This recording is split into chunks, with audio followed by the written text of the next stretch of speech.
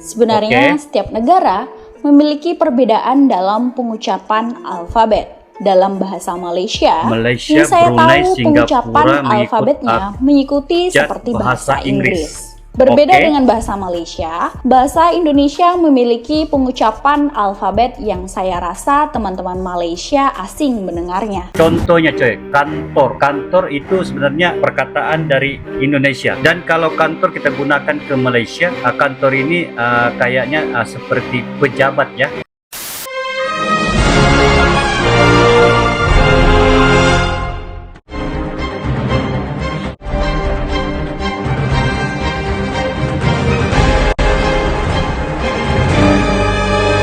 Halo guys, welcome back to my YouTube channel. Assalamualaikum, salam sejahtera dan salam damai. Apa kabar kalian andanya? Saya juga mengharapkan agar kalian sentiasa sukses, sentiasa tenang. Oke coy, pada kali ini kita akan melihat satu lagi perbedaan ataupun satu lagi di antara abjad-abjad yang khusus daripada Indonesia dan juga dari Malaysia ya. Dan apa sebenarnya perbezaan di antara sebutan-sebutan di dalam rek kita pada kali ini. Sebutan dan juga perkataan ini sebenarnya kadang-kadang ada persamaan dan juga ada beda ya. Dan seperti yang kita lihat ini adalah abjad-abjad yang khusus yang dijelaskan dari negara Indonesia. Contohnya coy, kantor. Kantor itu sebenarnya perkataan dari Indonesia. Dan kalau kantor kita gunakan ke Malaysia, kantor ini kayaknya seperti pejabat ya. Bersama maksud dengan pejabat, itu yang dimaksudkan dengan kantor. Penasaran? Tapi sebelum itu coy, seperti biasa jangan lupa like, komen, dan share serta subscribe ya untuk ML Studios. Dan judul atau reaksi kita pada kali ini berkenaan dengan kenapa sebutan abjad Indonesia beda dengan Malaysia. Ayo kita sama-sama nonton video ini ya dengan hitungan 1, 2, dan 3 guys. A, B, C, D, E, F, G, H, I, J, K, ini dia ya, L, M, N, yang O, dijelaskan P, Q, R, S, T, U, oleh kakak V, kita W, nih ya. X, Y, Z. Teman-teman tahu tidak?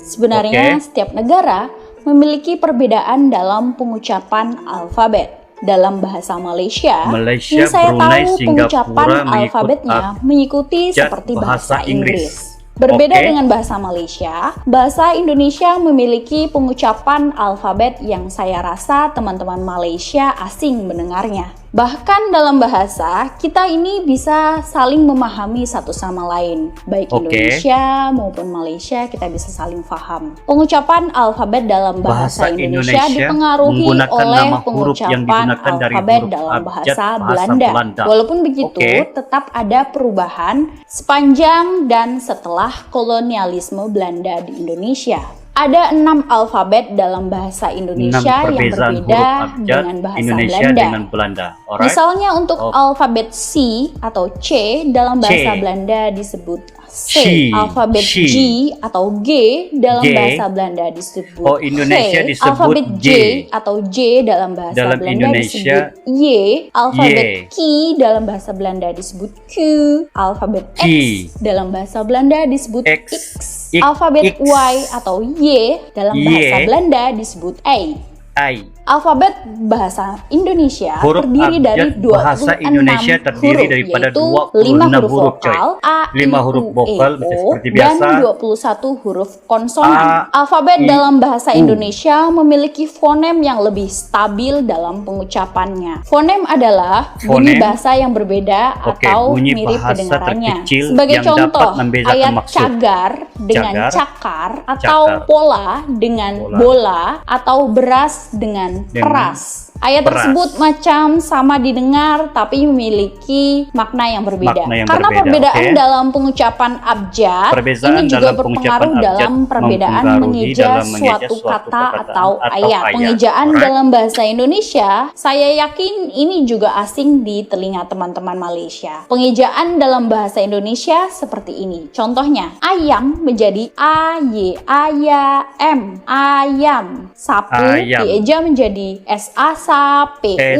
Sapu. Mari dieja menjadi M-ama, R-iri, mari. Walaupun Indonesia dan Malaysia memiliki ejaan ayat yang berbeda, yang penting kita masih bisa sama-sama faham satu sama lainnya. Karena sesungguhnya komunikasi ini akan jadi bila mana satu orang dengan orang yang lainnya akan bisa saling faham. Sekian dan terima kasih.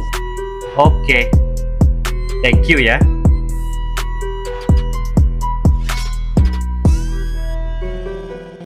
Oke ya coy, demikianlah reaksi kita berkenaan dengan huruf-huruf ataupun abjad-abjad di antara Indonesia dan juga perbezaannya dengan Malaysia ya. Dan ada juga memang abjad-abjad yang dijelaskan sebentar tadi, sebenarnya ada yang agak sukar juga kita sebut ya coy. Mungkin disebutkan mungkin dari segi hejaannya ataupun dari sudut maksudnya juga itu ya. Tapi namun bila dia bila disambungkan menjadi ayat, maksudnya seperti yang dijelaskan tadi itu ayam itu, bila kita nyatakan, bila kita ke Malaysia sebut ayam, kita akan mengerti bahwa itu memang ayam yang kita inginkan. Oke coy, jadi apapun semoga apa yang kita lihat ini memberi manfaat ya kepada kita dan khususnya kepada diri saya untuk mempelajari dengan lebih mendalam lagi bahasa Indonesia coy. Jadi apapun saya ucapkan ribuan terima kasih kepada Anda semuanya yang sudah bersama-sama melihat bingkisan ini dan sekaligus mempelajari ya abjad-abjad yang berada di Indonesia dan juga bezanya dengan Malaysia ya. Oke coy, jadi apapun kita jumpa lagi selepas ini. Bye bye.